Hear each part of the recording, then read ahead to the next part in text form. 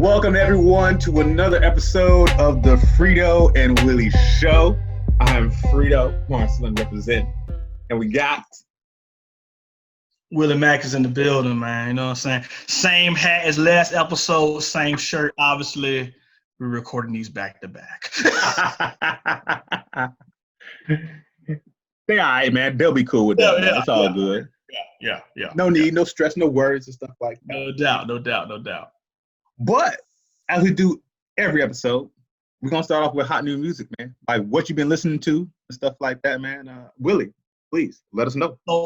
So similar to the last episode of the Wu recaps, I focused on a song that's featured in this episode's title, which is Winter Warz.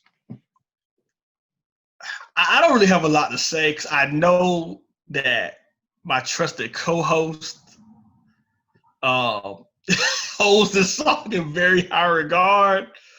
So I'm just gonna turn this over to you, man. Go. Okay. Yo. Oh gosh. So what you gotta understand about Winter Warz? It's probably in my top 3 or top 5 Wu-Tang songs of all time. Wow, that's high, dude. That's high. For real. The beat is fast paced. The rhyming on there is ridiculous. And Capadonna probably has one of the best verses in hip hop history on that song. Yeah, I said it.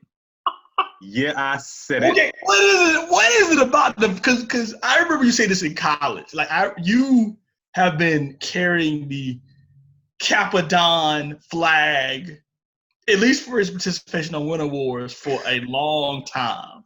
So just explain to me what is so important, what's so epic about this verse. Just help me out. Okay, so first of all, Capadonna for a long time, I remember it was like, is he part of the Wu-Tang? Is he not part of the Wu-Tang? I'm not sure. You know, so in of all things, I just count him as part of the Wu-Tang. You know, I'm still not sure if he really was, to be honest with you. Yeah. Nonetheless, his album that he came out with, I felt it. It was kind of jazzy-esque, like, you talking about the Pillage? You talking about the Pillage? Okay, yes. You know, for me at the time, I need to listen to it again. At the time, I'd probably give it a 4 out of 5, to be honest with you.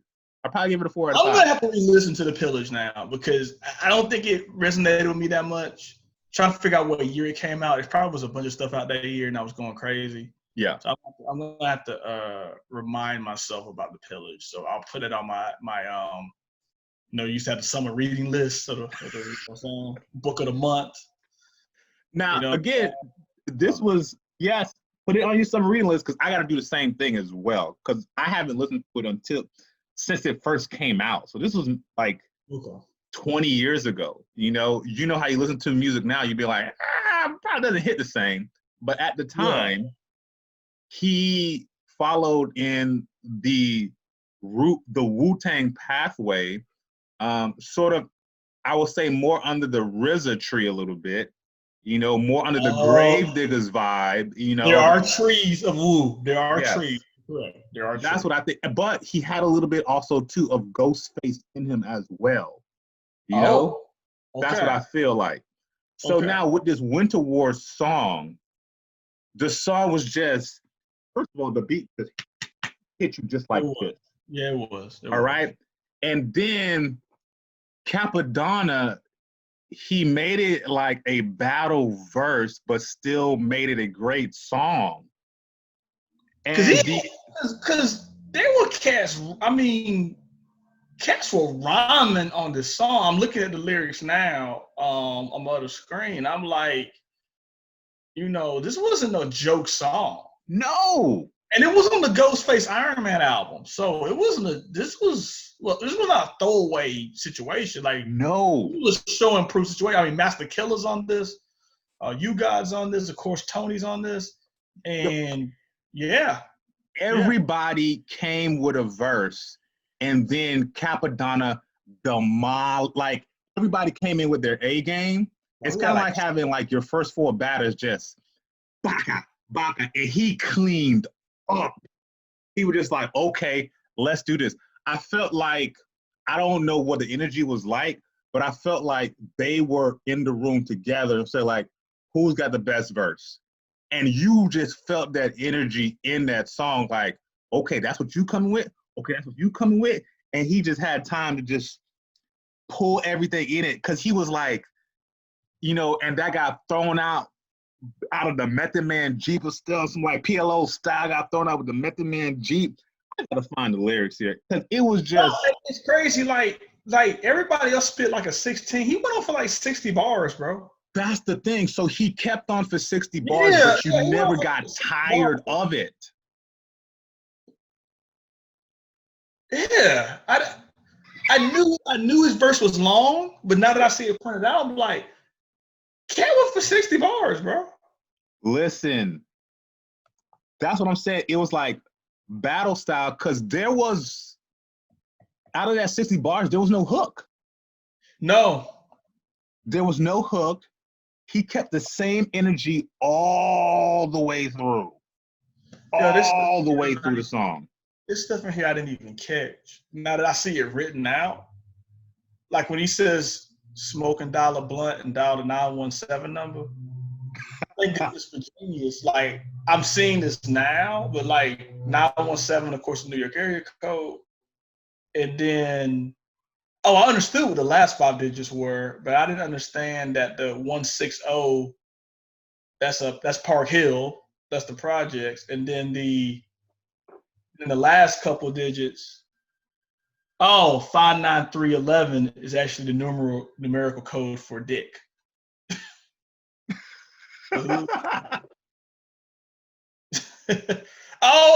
Now it makes sense. You know what? I need to. Okay, so when he says I smoke a blunt and dial the number, you could get long dick hip hop affection. Oh man, I might be sleeping on this verse, dude. I mean, I knew it was dope, but you put your. No, he says this. Okay, I'll go. Are we just gonna get into it? Can we just get into it? Go ahead. So, did you know that he was in the episode? Oh, come on, Frito. Okay, so time out. Are we talking about the jail scene? Yes. Because he spits a line out of the song. So now, yes, when he spit that line in that song, some things that came out was like, did Capadonna have some beef? So now that's what made me go back to the Winter War song, because did Capadonna have some beef with some other Wu members in real life? Because I don't know if they were just keeping that in the story, or was this a play from real life?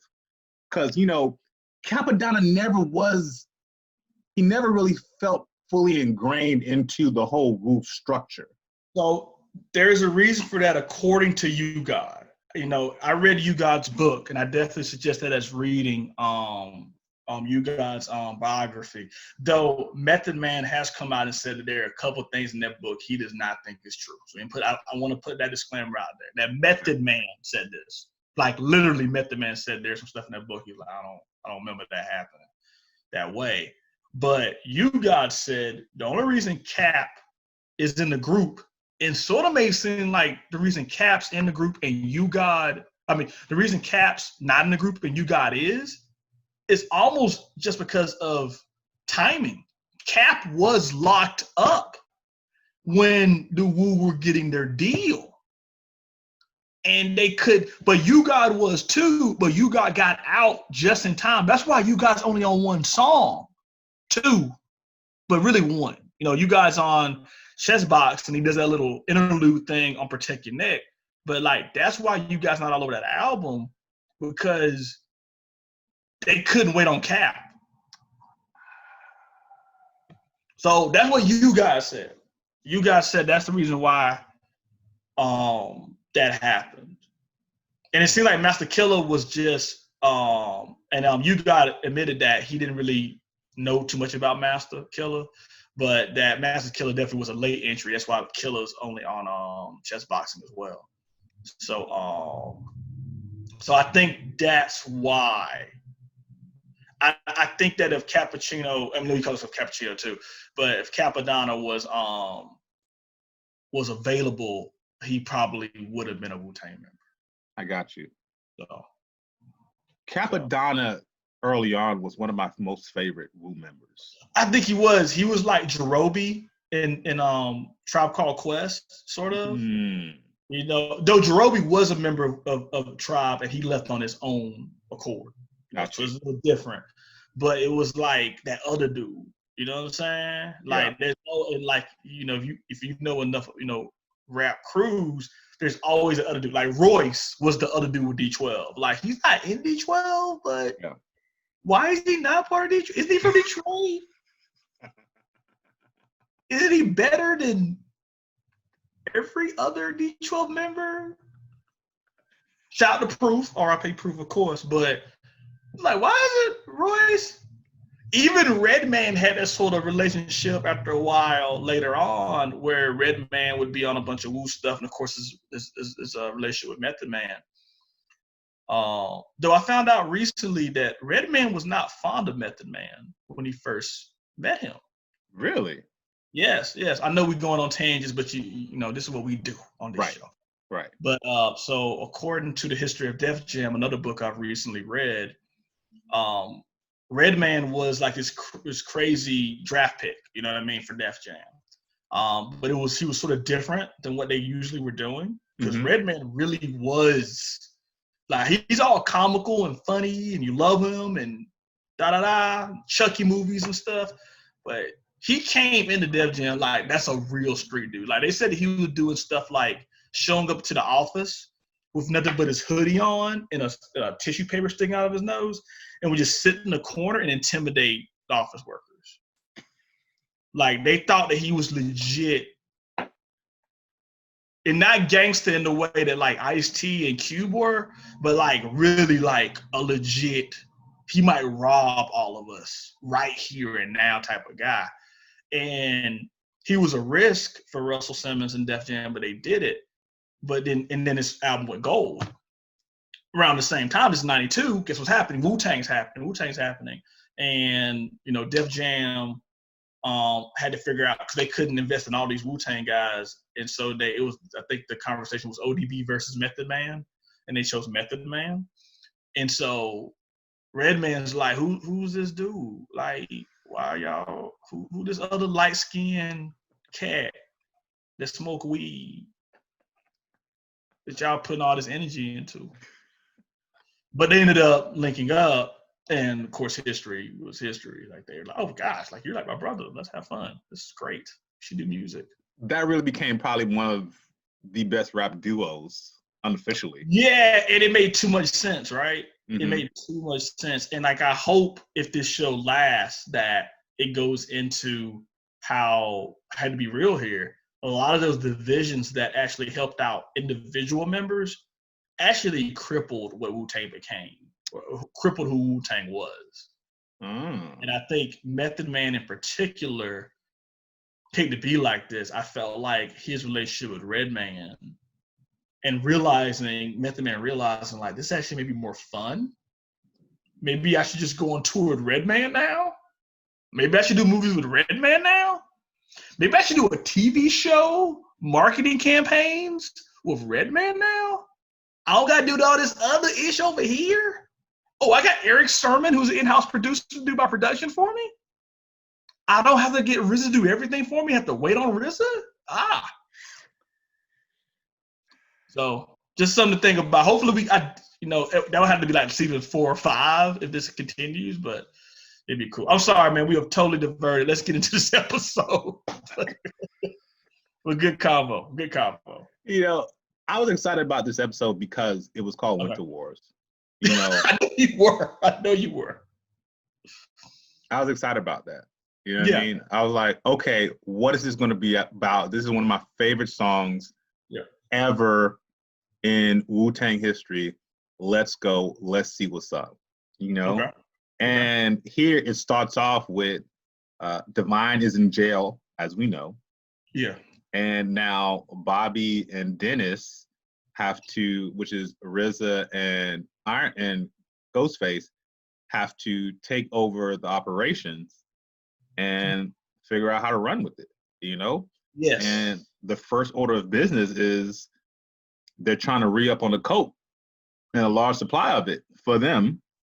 You got to meet the plug. That's the young people. You got to meet the plug. Got to meet the plug. And it's interesting because the plug is supplying competing crews. Which he should be doing. And he says that. I love the whole, because Power and Shaw / Raekwon are like, you know, we're in the middle of a war here. And the plug, Hayes, is his character's name on the show, is like, oh, I'm not, you know, war works for countries, but it doesn't work with us because if y'all are at war, people aren't eating, you know? But then Power goes, yeah, but if we win the war, we get all the spoils.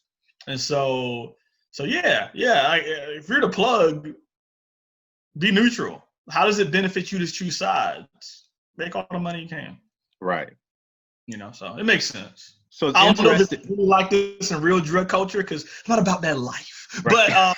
But I have no clue. But for the TV show, it makes sense. So, and it's funny, Power really is coming through with the lines here, as you can see. So not only does he say that, but he has that whole melting pot line too as well. Y'all, that's dope. I never thought about it that way either. You know, because he was just like, yeah, it's a melting pot, but things don't fuse together. They just boil over. You know what I mean? So he was like, eventually this is going to get ugly. You know what I'm saying? Regardless, whether you like it or not.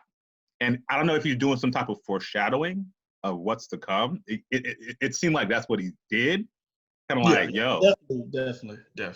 And it was just kind of like, again, Power coming through, boy. He just, gosh, I love his character. He's just letting the scenes come to him. He's not forcing anything. In comparison to Shy and your boy. You know, like, it's just. Because he's just as grimy, if not even grimier than those two guys. But I get what you're saying. The delivery is a little bit more crisp.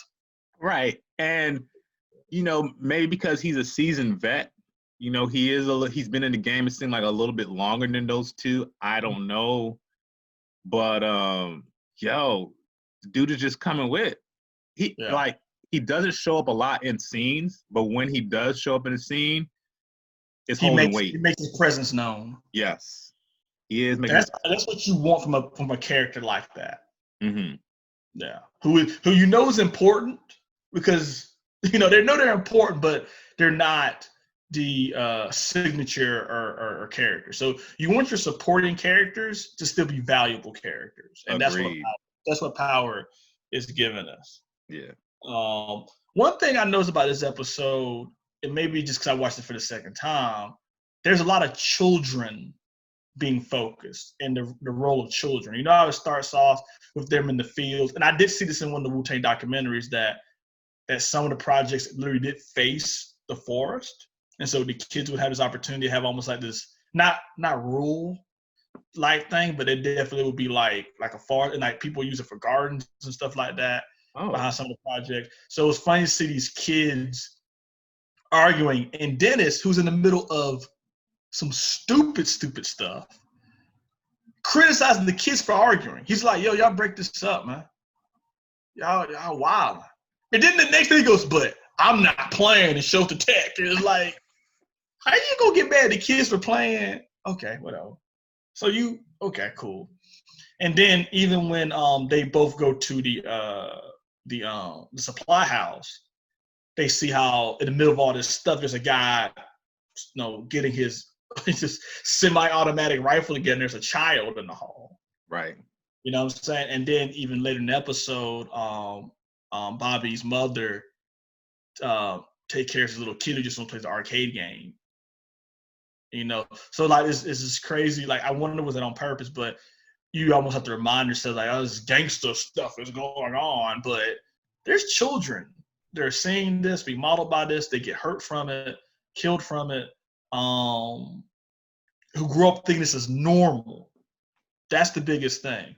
And so in the middle of this, you see like it's very important because I feel like, especially with a lot of our movies and depictions and our music, let's be real here, it's almost like we only think adults are around. And no, children are growing up thinking that all this behavior is normal. That child is going to think that everybody's dad has an AK-47. Yeah. And so that's why you get this cycle in neighborhoods like this. Yeah. So it was real. It was very deep how they, and it wasn't obvious, but like I kept seeing kids being featured, just being sprinkled into a lot of scenes. So that was really good. I'm glad you say that because it took me back to my first point to the first episode where we talked about the Wu-Tang, where the conventional route to bring in income for the family to take care of the family is through hustling. Mm-hmm. And you presented a good point. You have children who grow up around this environment, which this is being normalized. Yeah. We've talked about this privately, the love versus survival way of thinking. Where some people are privileged enough to grow up where love is the priority. So many of us grow up in a situation where survival is the priority. And then you see these relationships later on in life with the survival people and the love people. And a lot of times the survival people come off as being mean and heartless and users and non-compassionate. And you have to understand that like a lot of people, and it is not just based on income. It's very important. I'm not just talking about income or socioeconomics. I have not read the book, and I will not read the book, to be honest with you. But I'm gonna take it real left here. But people have said about the book written by our president's niece, and have said the niece has said that the household that her uncle grew up in was not one of love. Mm. It was like the father like pretty much letting them know like, you got to accomplish this to have any worth in the world and all this type of stuff. It wasn't this compassionate, loving household. And so you start to realize like, that's important. You want people to, we want people to grow out of it and get counseling and, you don't want, make excuses for people, but I thank goodness I can speak on behalf of myself and I feel comfortable speaking on behalf of you. We grew up in situations where love was the priority. And so we able to act that way, but we all know people that definitely survival or maybe some other element. Maybe it was greed or something like that, but definitely where love was not the priority and you understand why they came out the way they did. Yeah. And so. And just looking at it from my perspective, I did not grow up in the greatest of neighborhoods down in Miami, Florida, but I had a lot of love. And I had a different mentality than probably what my neighborhood could have inflicted on me. Or fostered, yeah. So coming from the neighborhood that I came from, I didn't realize I was poor until I left, to be honest with you. That's incredible. Yeah, that says a lot too. It says a lot. So that just gives you some type of things. You're rich in so many other things. Agreed, because I grew up near projects. I grew up near other situations, mm-hmm. But it just never dawned on me. I'm like, oh, this is. I wasn't in a bad situation until I left. Wow. So when you went to Florida, when you went to the University of Florida, you realized your family's economic situation dawned on you then when you went to UF? I would say even more so, but fortunately through different programs and stuff like that down in Miami, I was able to leave the country, go to other states. Yeah, you were. You were traveling, bro. Yeah. international free Belafonte international. I was afforded, thankfully, some opportunities that at a young age helped me to see the world in a different perspective. And because of that, you know, I saw like, oh, we don't have it as good as I thought, but I came from a 2-parent household, and they always had a shelter, food, and I had siblings where I was well taken care of. Yeah, that makes a difference. And you start to see that, and we're going to go more into this episode.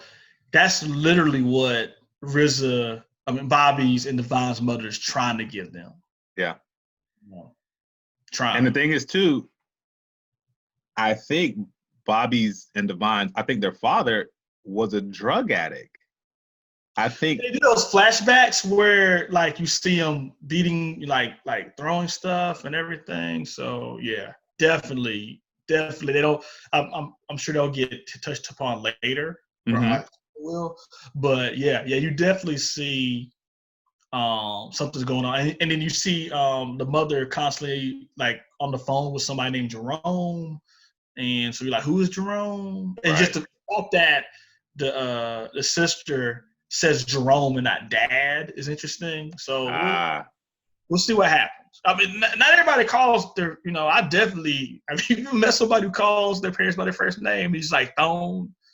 I've seen that a couple of times, especially growing up in the country. I've seen people be like, oh, man, you know, and not like they're talking to you like they're saying their mother's name, but they literally call their parent by their name. It's always weird. Because I still call my uncle's uncle something. Right, yeah. I hear you. But not everybody does that. Some people just, you know, even in my family, you know what I'm saying? So it's not weird, but like, I want to know what happens if I called, you know, my uncle Alfonso one day. He'd probably look at me like I was lost my mind, even though other nieces and nephews call him by his first name. But I bet if I was like, hey, Alfonso, what's up? He'd probably be like, what? The record would definitely stop on that one. Like, I'm not uncle no more. So yeah. Oh man.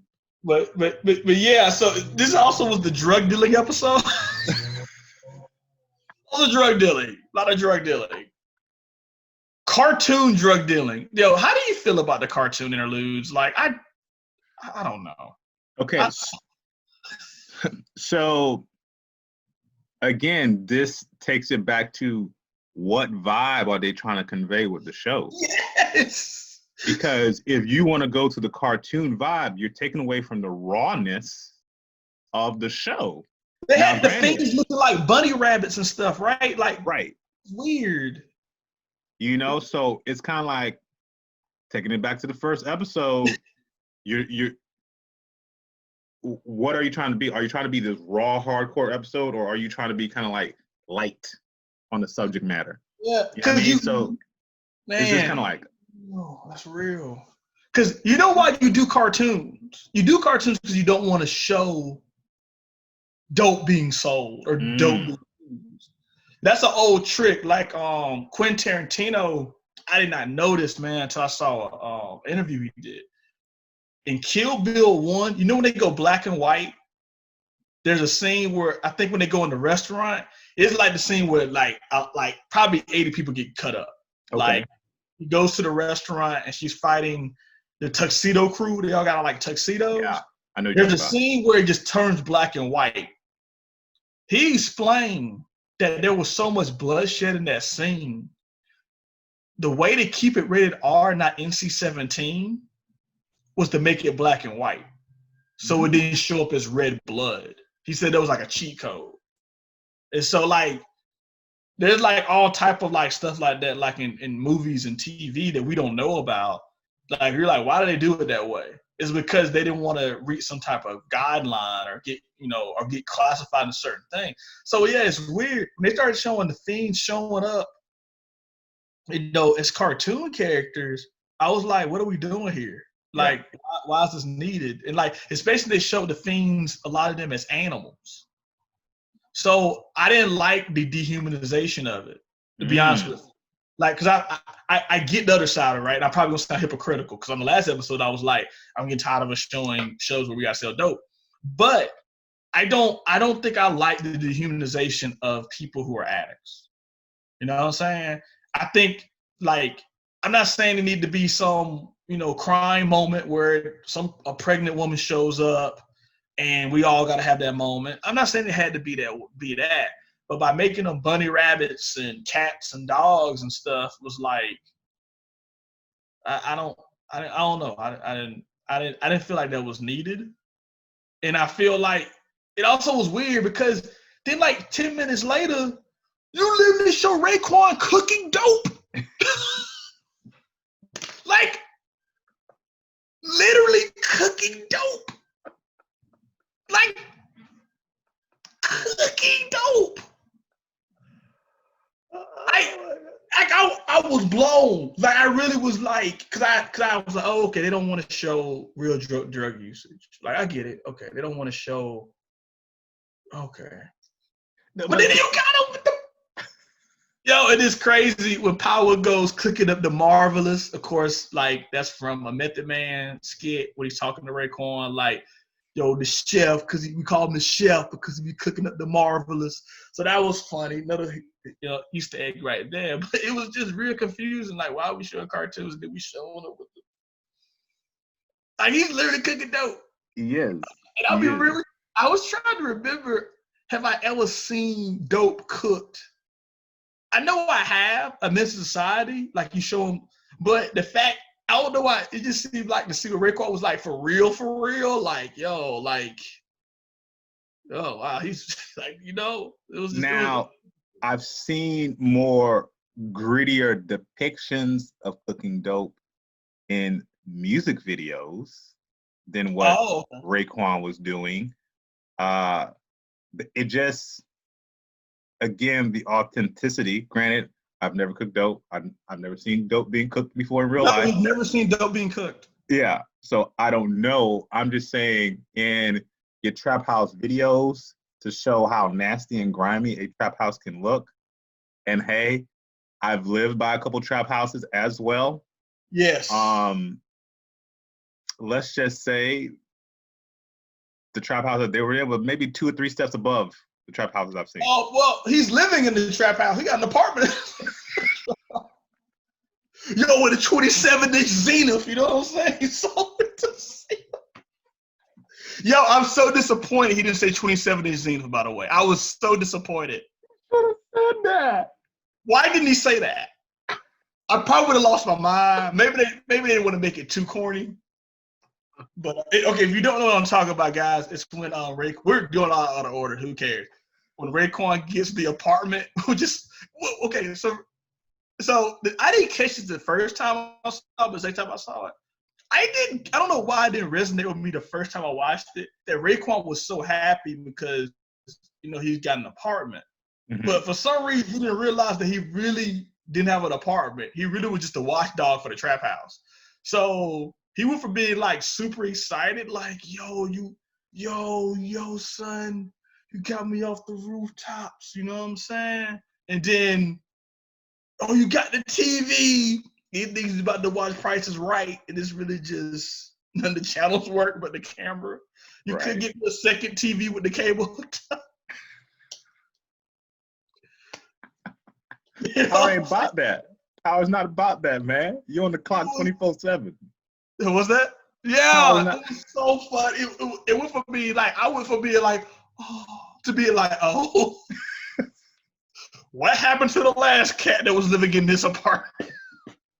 Did he not make it? Was he not watching the TV? Was there a TV? Is this why we have it in here now?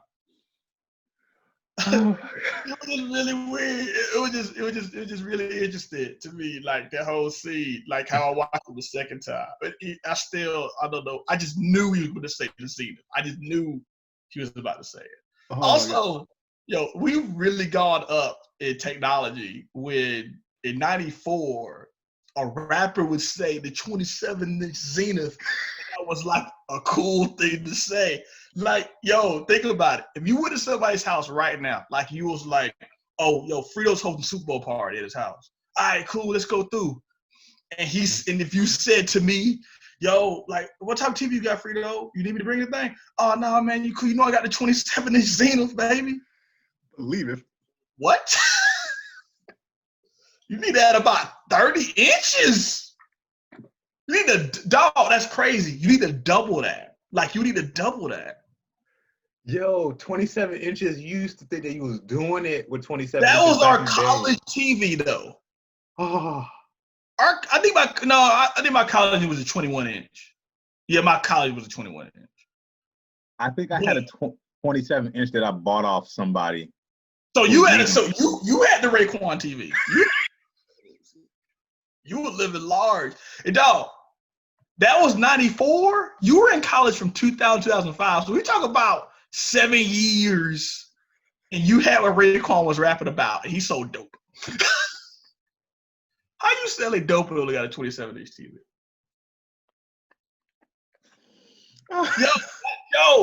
Oh man, we really going down a rabbit hole here. But yo, I just realized something. What's up? That same year, Biggie came out with Juicy, and Biggie was talking about his 50-inch screen money green leather sofa. I need to hang out with Biggie. Biggie had the 50. So okay, so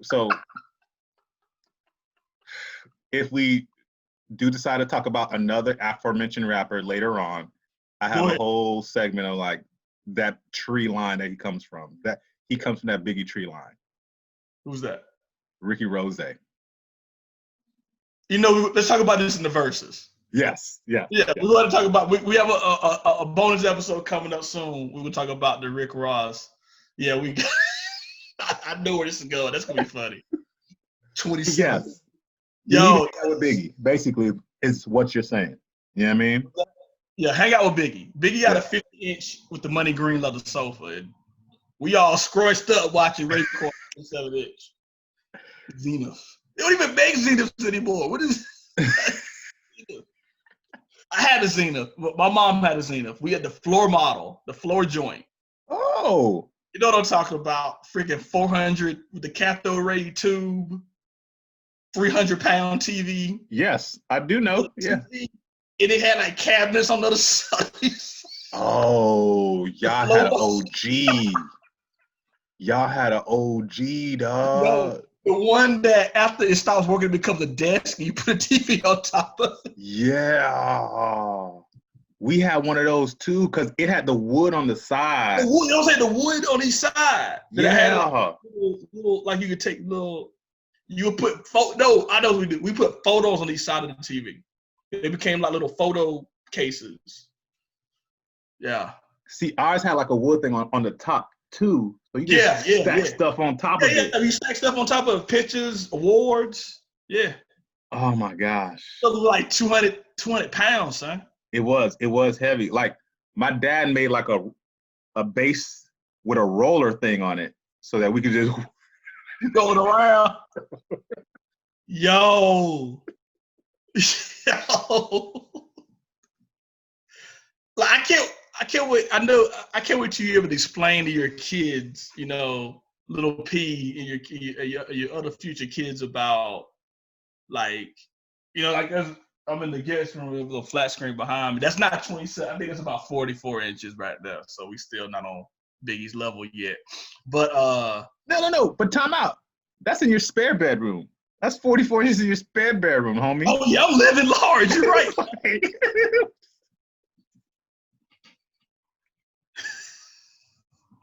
All I use it for is, like, you know, I don't know if you can see the nerdiness that is happening behind me. That's a Super Nintendo, a Nintendo, a PlayStation 4, and a Switch. So, yeah. So not only is hip hop my passion, but video games are my passion. I spent like 6 hours on my Switch yesterday. Get you a wife that understands you. My wife bought me that for Christmas, the Switch. And the PS4 comes out in a couple months. I'm going to try not to get it. I'm going to try to wait till 2021 to get the PS5. Yeah, I'm thinking about that life, dog. Like, you know what I'm saying? Look. I don't sell dope. I don't do dope. I have no vices. I like conquering dungeons. That's okay. So now let's think about this for a second. Here, you're thinking about purchasing a game system, maybe $500-$600, right? You know what I mean? Yeah. Your boy Bobby is trying to buy a tool that could change his future for $1,200. No, it was 2,000. It was 2,000. It was 2G. Talking about that, $2,000. Yeah. And it's still a lot of money. Don't get me wrong. Now it's still a lot of money, but not really far out there. I got a whole job, Frito. No, that's a lot of money. And he's 18. Like, keep real, dog. We couldn't have bought this at 18 years old. No, we could not. We could not buy it at 18 years old. We could not. That's true. 2Gs was a lot of pesos. Yeah. It was a lot of money. Also, because, let's get back into the show. But also, like, we started to figure out in these last 2 episodes that RZA or Bobby just is a very irresponsible person. Yes. And it's like, he's not D. I mean, D, D, I wouldn't call D super responsible. But at least he's there at the house when he needs to be there. Unless he's messing with RZA's sister. That's a whole other conversation. We already talked about it last episode. But, like, Bobby is constantly not doing pickups. He's not showing up at a spot. He's not answering his pager. Pagers. Wow. That's pagers. Oh, man, what are we doing? I'm gonna call this number, and you need to find a page. Anyway, it's crazy. But Power had a cell phone, though. I don't know if you caught that. I saw that. I saw a little flip. I don't know y'all got cell phones, or Power got. Anyway, that's a whole other conversation. TV writing. But yeah, Bobby doesn't deserve $2,000 at all. And I'll keep it real with you. If you selling dope, how you don't got $2,000? But you know why? Because he ain't working. He ain't working. It was such a frustrating episode, man, because just like these are all a bunch of freaking, all of them, just mess it up. Oh my God! Now. Trap house. How you get a trap house? You get a trap house. Me and you get a trap house, and you know what? But everybody know this my only trap house. Why are you keeping everything in the trap house? Okay, so that's where Dennis gets lazy, because Devon would never have done that, because Devon is gone, and because he is cutting corners, he's like, all right, I don't feel like dropping all these things at different places. I'm just gonna keep everything at one trap house.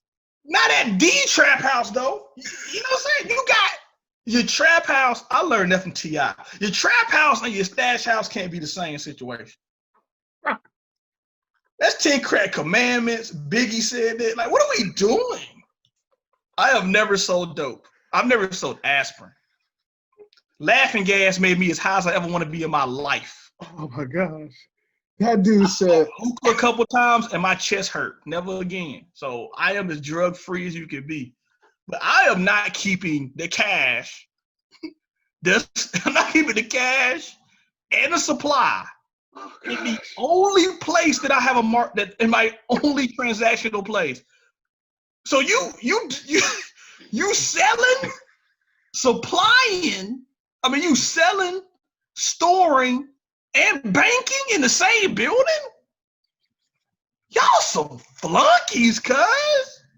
And you got a fiend on the staff? Come on. Bro, you were frustrated, bro. Yeah, don't ever call this The Wire ever again. I don't know what this is. Like, me and Frito could have done this. We could have got robbed. How y'all leave a burning house and then nobody check for the... Come on, bro. And I hate to be this mean. I would be real mean. So the house is burning up. So the trap house is burning up. Maybe, I get it. No, I get it. Like, you would have thought all sides of the house were in flames and everything. It was like one side of the house in the stairwell. Like, so I get it. So you got to jump. You got to jump out the window. But there wasn't no skyscraper. It was a 2-floor, maybe 3-floor trap house. That's a sprained ankle. That's a tuck and roll situation. Oh my gosh. Yo, I was screaming at the TV like, "Oh, y'all suck! What a dope man! Didn't nobody grab the dope? All the money? My music, my music. What? My music. You got the 1200. You can just redo that again. Ask Shotgun to show back up and lay the same verse.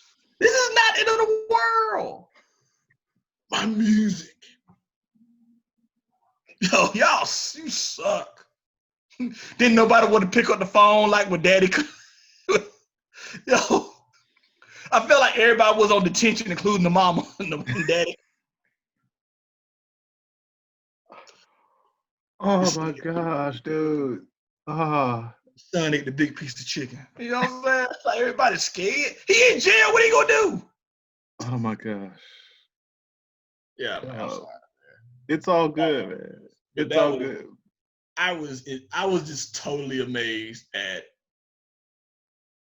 they just. I'm just laughing at you getting your dope deal instructions from a T.I. song. Like you just like the song. Like that humored me right there. I learned everything. I told you. From Biggie, T.I., the clips. Gotta show the clips some love. Scarface. I'm leaving somebody out. Oh, Ray and Ghost. Ray and Ghost. I think that's about it. Cool Breeze. Learned some from Cool Breeze. Not your fan. And Master P. Master P. I'm pretty sure a few of them said in the songs, you don't want to do all this in one space. I don't know what's going on. I know this is all after this, this 99. I'm sure Cool G Rap said something of relevance about this subject. So now, to Bobby's defense, he did please mention Bobby's defense, please. To Bobby's defense, he did mention it to Dennis, like, yo, D wouldn't put all the stash and the drugs. And that's your brother, though. No, they actually make it work. They be like if me and you, if we're working together and employee C isn't doing something and you like, yeah, I told him, what are you doing? That makes it actually worse. That makes it actually way worse. No, there's no defense. Because Dennis did say, because I don't want to do it. If you want to do it, go ahead. So you are correct. Exactly. He don't want to do it either. Right. He wanted to come and make beats. Yo, okay, so look. What's up? Man, okay, we got to talk about this right now. Go ahead. So this is something I'm going to say a lot during this series. You know what I love? I love anytime they show RZA making beats. Sampling, any of that is A+ stuff. Like I get geeked out and trying to figure out. I use the captions now and cheat. So, the captions will tell you what songs being played. So I don't gotta like. So yeah, that's a cheat code. Cause before I was like literally like, crap, what song is that? Let me figure that out. Oh, and what song is that? What song is that gonna be? Now the captions will be like, this is being played. You're like, oh, cheat code, cool. I go. You know what I don't like? What's up? Anytime RZA is going through the process of making his rhymes. At all. I don't care. And like I know, let's just say in A Shot in the Dark, if somebody from the show or RZA himself, who is a genius, super respected, oh my gosh, you provided a great part of the soundtrack of my life, sees this, but I'm gonna go ahead and get in trouble right now. Like RZA's not my favorite MC out of the Wu-Tang, and probably is in the bottom 2 or 3. Yeah. So fair. When he's going through these processes of doing his rhymes, I'm like, what Ghost at? Where Method Man? Where Shotgun at? Where Ray at? No, but the crazy thing is, it's authentic as heck because how RZA be throwing too many words in a bar. That's literally how he be right. Like he show, yo, dog, saying, fallopian tubes, going into the fallopian tube, into the fallopian tubes.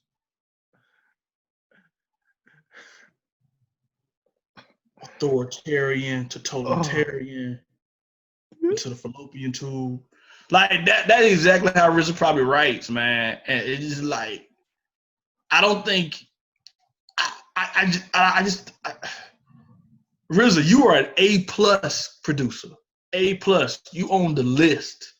When people talk about Dre, when people talk about Primo, people talk about Fresh, you gotta talk about RZA straight up. Like to me, you know what I'm saying? I understand that like regionally, some people don't like his stuff. That it's not danceable, whatever. He is on the list. But you got other people you can talk about. I do understand he is we're going to talk about this. He is the first one to get a record deal. He was a rapper. Yeah. So I understand why this is important. I'm not saying take it away, but I can be real with you and say are we going to get into RZA's book of rhymes here? Like, I don't, okay. And maybe it's to tell that story of how he first becomes an MC, but then also at the same time. It serves a very big purpose. It serves a very big purpose. I know we're doing a little bit of pre-spoiler here, but there's a reason to do it. Yeah. I can't remember if I realized that when I watched the first time. But I definitely remember being annoyed the first time too. Like, whoa, why are we going into RZA's rhyme book for? Like, what are we doing? So now, granted, one, just like you, when you start to see his process between I Came to Bring the Pain, how he was making that come together. I Came to Bring the Pain. Oh my gosh, that was incredible. That was an awesome scene. I really got the 1200. Yeah. Oh my God, I was getting goosebumps. So just to explain to people, you hear Bobby playing with his SP 1200. He finally gets it. So business is booming.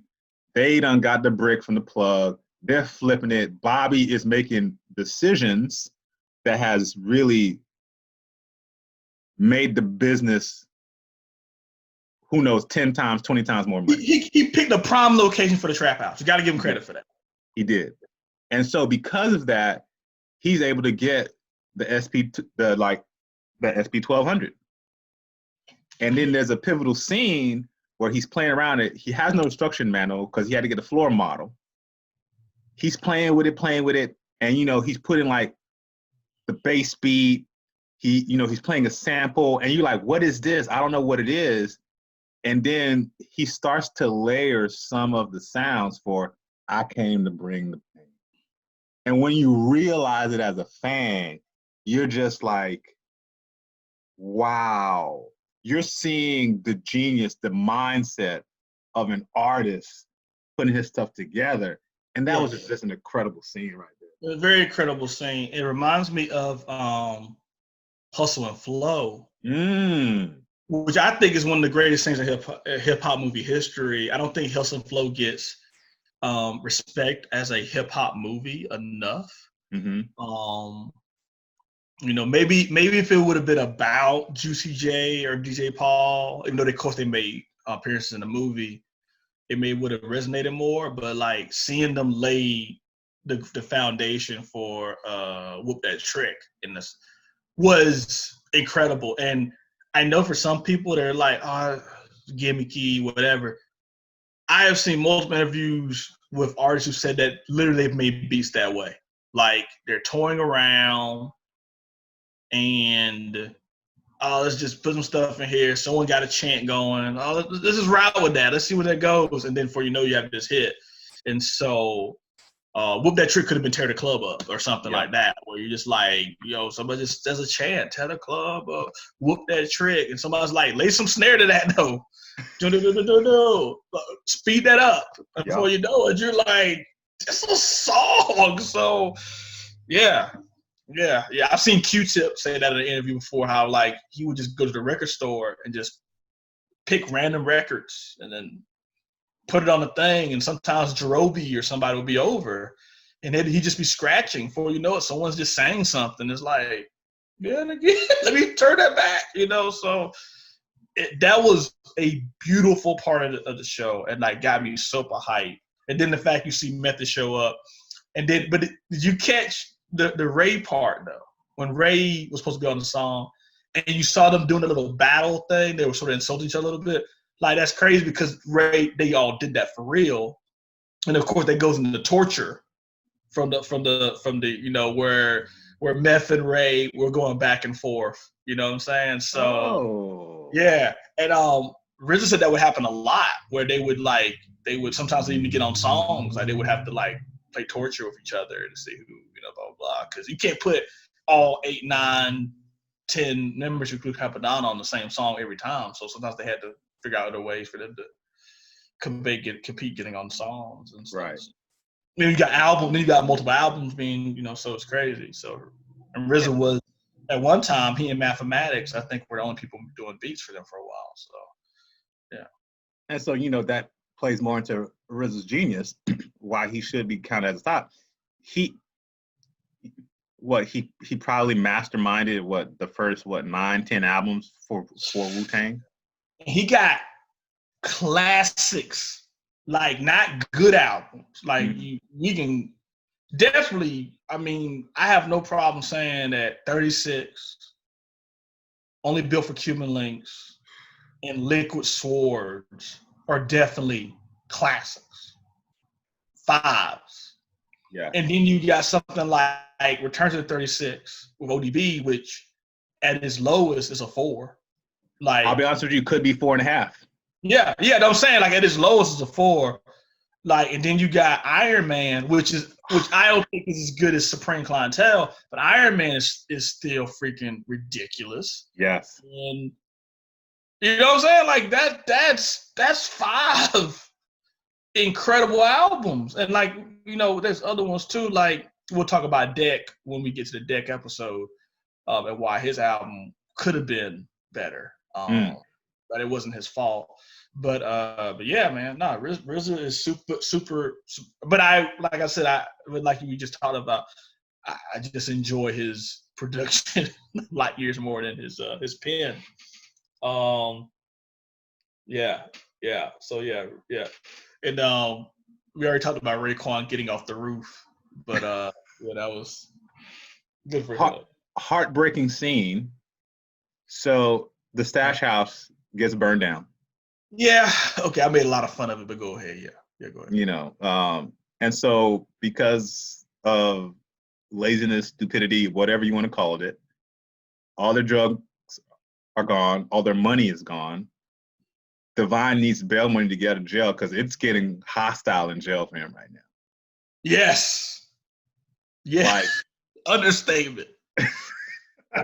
Like, the rival neighborhoods are licking their chops to get at him, and the longer he's in there, it doesn't look like he's a pretty light-skinned dude, so he was catching hell, son.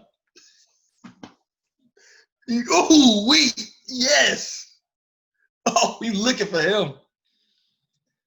Oh, looking for Al B. Shore. What you doing for her? Christopher Williams. You doing? So Bobby, returns back his SP 1200, dude, to get some money to help out with the situation. Would that record store really taking that thing back?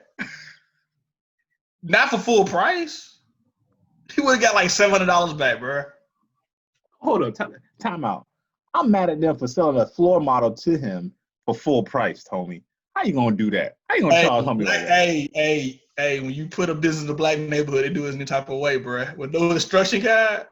Yo, RZA said that's true though. RZA has said that he did get the SP 1200 without an instruction guide. He said that in an interview. That's true.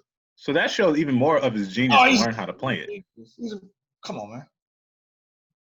You know what I'm saying? I need an instruction guide to hook up, to put that cabinet together back there. Hey, man. Learn how to sample and truncate. What's truncate? The look he gives Method was so funny. I believe that. I hope that happened too, because that was funny. But yeah, he has to return the 1200. Somehow I guess he gets full price for it. He's like talking about, oh, we about to go to the real sad part. I forgot about this. Like, the real sad part, I forgot because I feel bad. I forgot. We haven't mentioned this character at all. The infamous Josh Son. How was that not our LVP? That should have been our least valuable. Who's Josh Son? Who's Josh Son again? The kid who gets shot.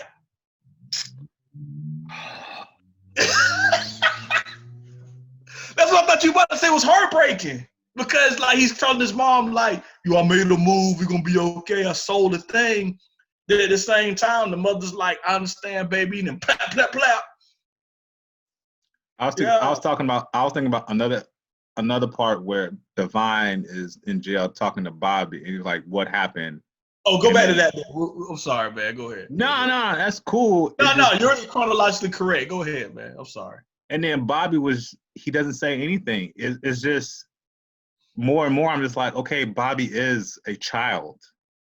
This is a child move right now. He doesn't say nothing to him. So I'm like, yeah, this is 15, 16-year-old Bobby. I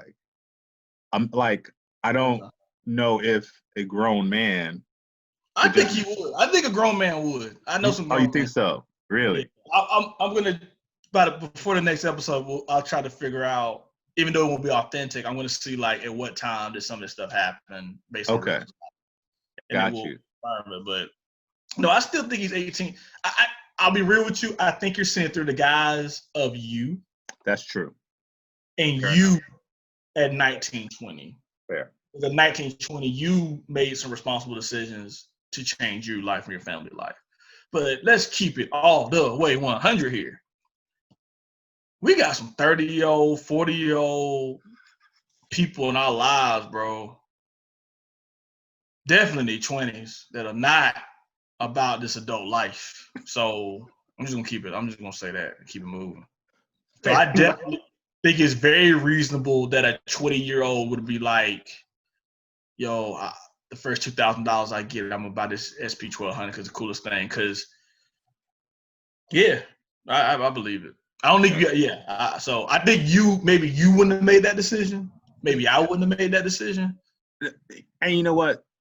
Looking back at my 18, 19-year-old self, there was some silly decisions that I made, and there was some times where I did not step up to the plate. And I do have to realize I'm almost 40, and I need to take myself out of that and really take it. Yeah, take yourself out of it. Take yourself out of it. And also, I'm gonna keep it all the way real with you. Like, we also had tangible. We didn't know they were. Maybe we had very tangible hopes and dreams. Like, translate this to. I know this is a fictional depiction, but let's just say that this Bobby character really was real. Like, this is somebody who is maybe late teens, early 20s, like, who knows I can't sell drugs forever. Like, no one sells drugs forever unless your name is Pablo Escobar, or, you know what I'm saying, or Manuel Noriega or somebody like that. You know what I'm saying? Like, it just doesn't happen. Yeah. You know what I'm saying? You know what they end up doing? They end up becoming record execs if they lucky. If that's like the 0.00001%. But that's not, you don't sell, like the runner boys, they don't last forever. They go to jail or they get killed or hopefully they move on. And so, like, he doesn't see any other path though.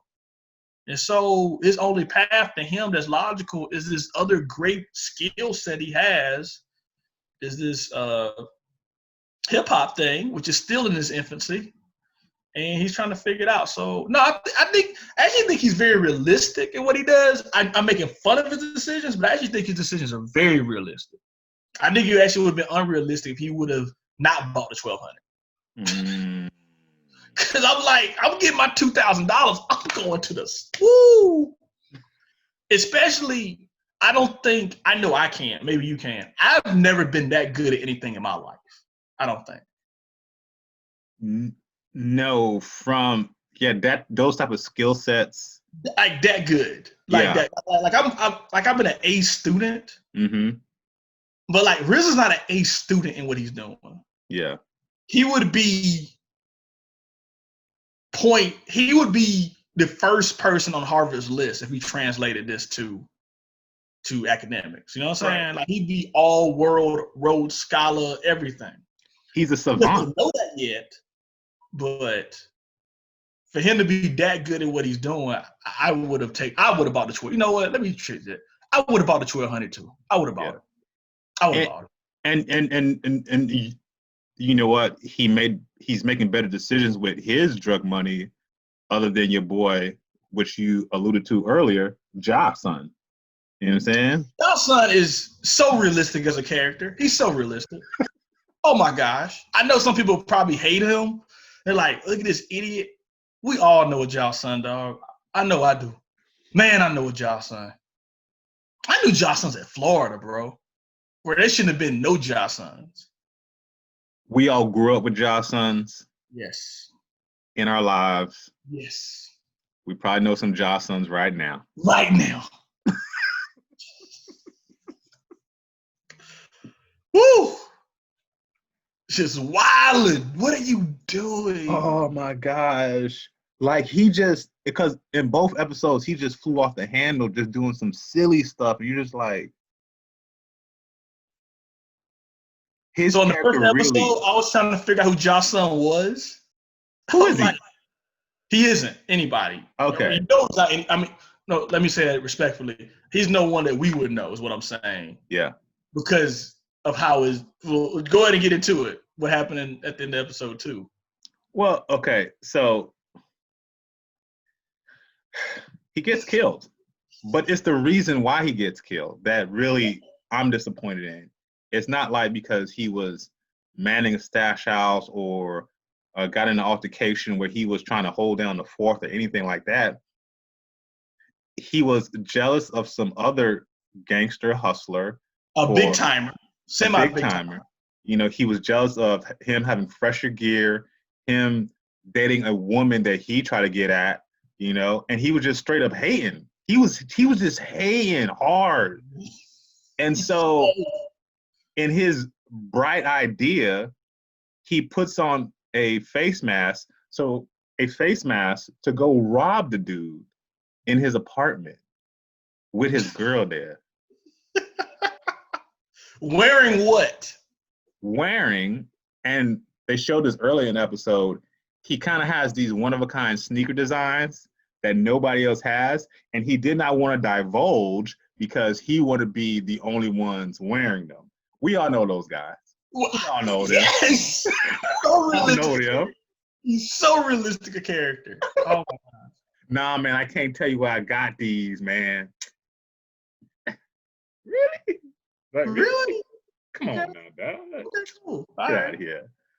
So, because he was wearing those one-of-a-kind sneakers, even though he had ski masks on when he robbed them, the guy was recording some promiscuous activity with him and his female, and while he was getting robbed, and in the video, just gets better and better. And while he was getting robbed, the camera fell over, and the guy was rewinding it after he got robbed. He was rewinding just to see like man, what happened? And it shows the sneakers. And as soon as he saw the sneakers, the big time drug dealer knew Crescent. Thank you. Crescent knew who exactly it was because he's the only one that has those sneakers in the neighborhood. And what happens when he's coming out of the restaurant where Bobby's mom works at? He got shot in the chest, dead. Broad daylight. Yes. Still had the cannolis in the bag, son. I was hurt about that spilled food. I'm like, damn, man. Yo, if you ever been to like a real Italian spot, like a real, I ain't talking about the OG, I ain't talking about Olive Garden, I ain't talking about Carrabba's, but if you ever been to a real mom and pop Italian spot, yo, that hit different. So when I saw that bag of the spill, I'm like, oh man. I felt bad for Jocelyn too, but I think halfway, but when he robbed Cuz, it's like, well, this is gonna be the end of Jocelyn. Like I was like, that's a wrap. You know. Yeah, I'm just, you know, there are all those folks who just jealous. You just hated the way he went out because he didn't have to rob dude. There was no need. Y'all was selling dope.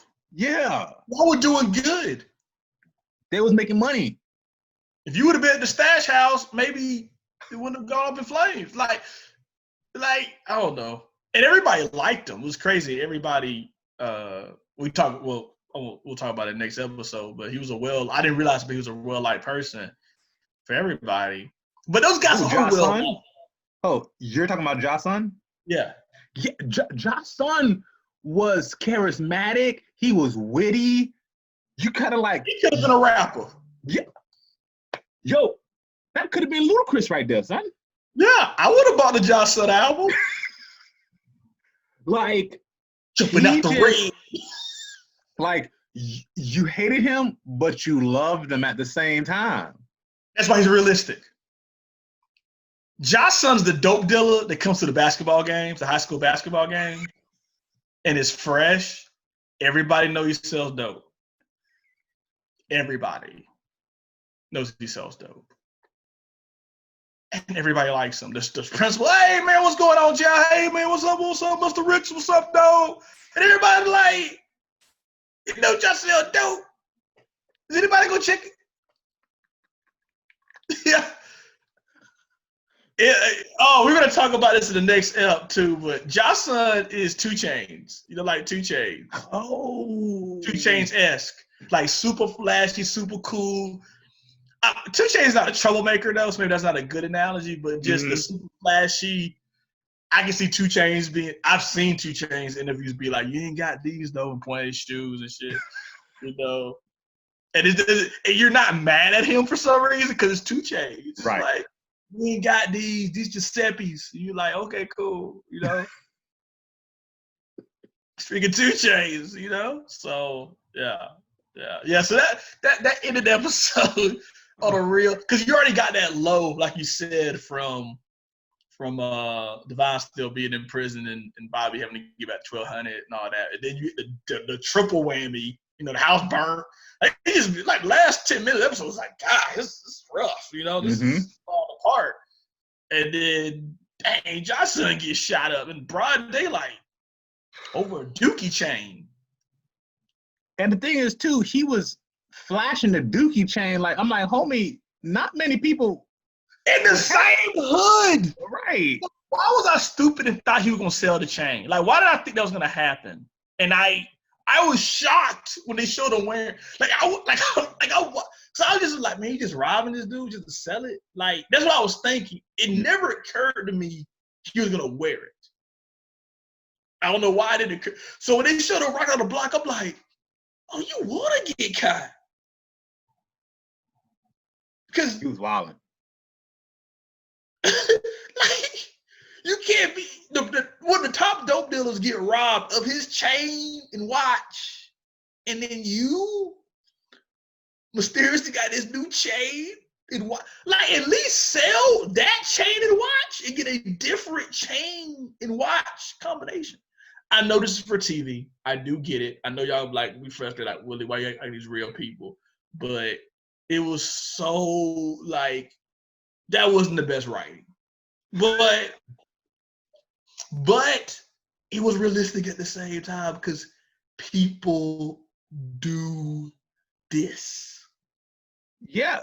The thing is, you saw the envy in his eyes since the church scene.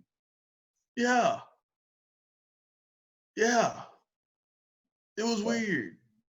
Like and then Ghost is like, you ain't hollering at her, you be screaming at her out of the window of a taxi. What are you doing? That was so funny too. Oh my God. So, yo, do you want to talk any more about the Cap appearance in the jail? Anything else you want to talk more about that? Did you know that was Cap? Did you know that was Cap the first time you saw it? I didn't know it was Cap. I knew it was a Cap line. But now that you say that, it probably is Cap.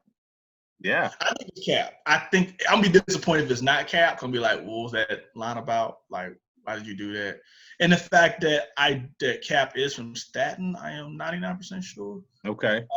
And then the fact that there's this relationship sort of trying to form between these two, or maybe it is trying to form.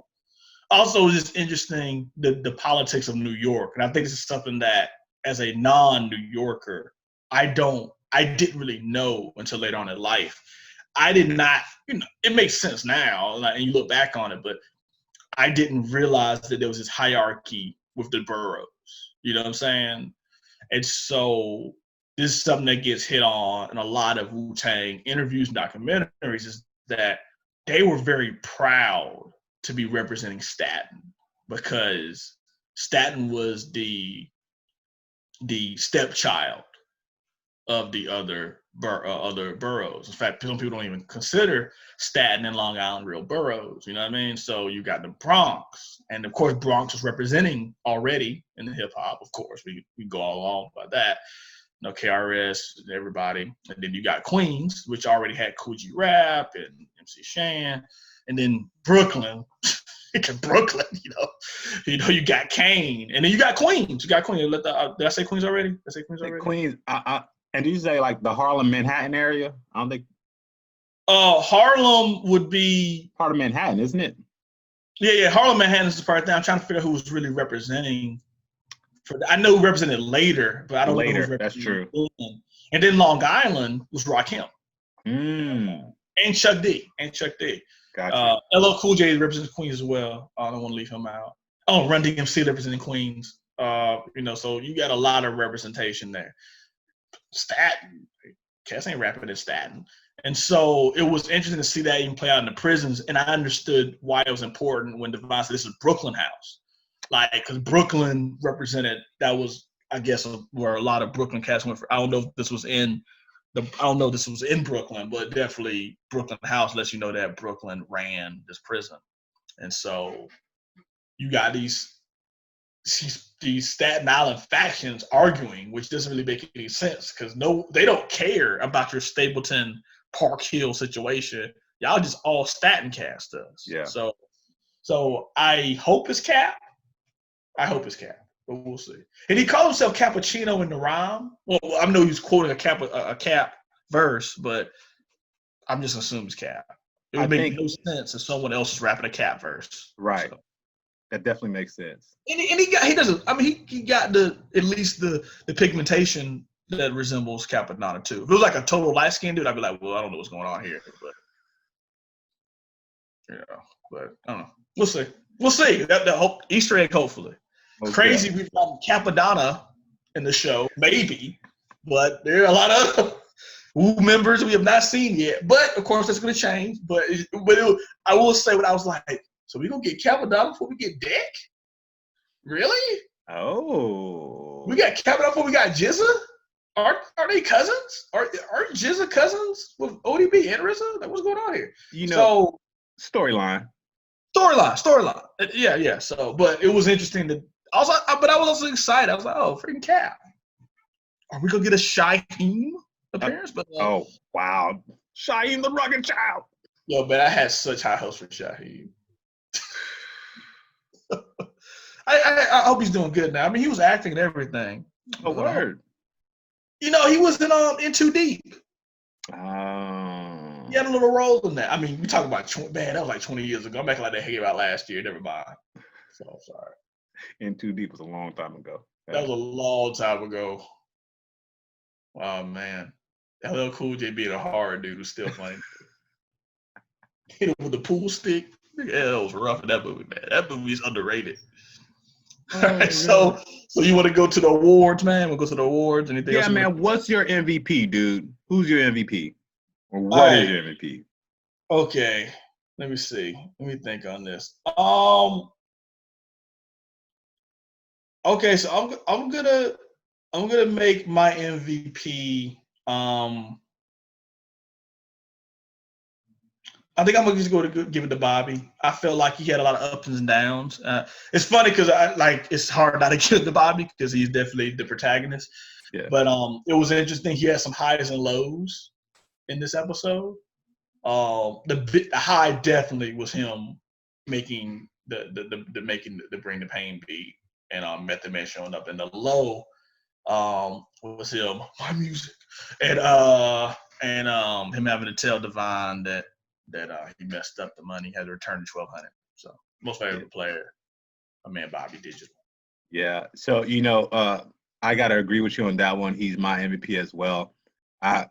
Initially I was like, that SP 1200 captured a great scene for me, and that could have been MVP too. Yeah, but Bobby, man, it's kind of like when someone steps up to the plate when they need to. Yeah. And life's just all about sometimes making about hard decisions that you really don't want. And yeah, he made some mistakes, but he's trying his best to rectify them, and you kind of have to give him props for that. Yeah. I'm with you. Least valuable player, man. Oh, least valuable player. Cartoons. Yeah, I just didn't. We already talked about it, so I'm not gonna talk more about it.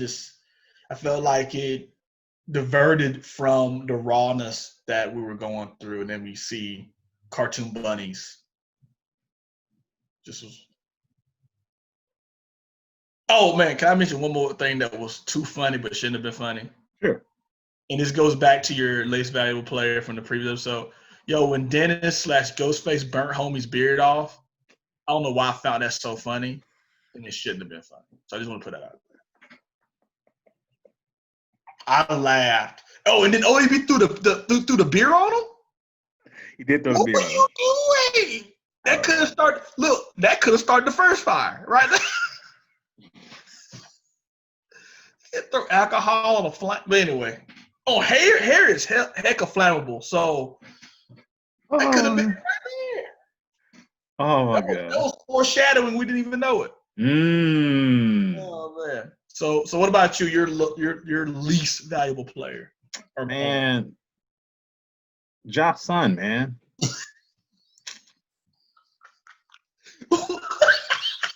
Josh Sun, like. When you see somebody in real life who has so much promise, they got some flaws that they have to work through, but you can see just like, wow, if you just turn this corner, there really is no ceiling for you. Yeah.